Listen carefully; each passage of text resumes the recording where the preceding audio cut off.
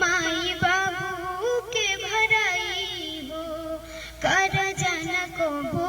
माई बाबू के भराई हो कोखिया के पिजड़ा के सुगना बनाई के 9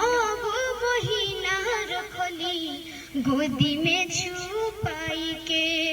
कोखिया के पिजड़ा के सुगना बनाई के 9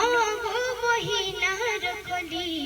गोदी में छुपाई के सही सही पीड़ा दिहली तोहके जनमाई हो सही सही पीड़ा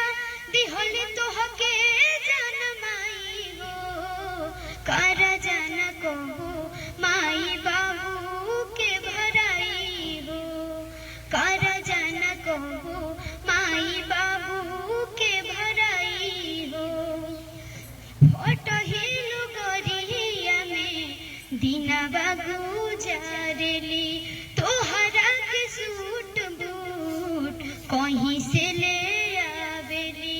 फटहिलु गरिया में दिनवा गुजारेली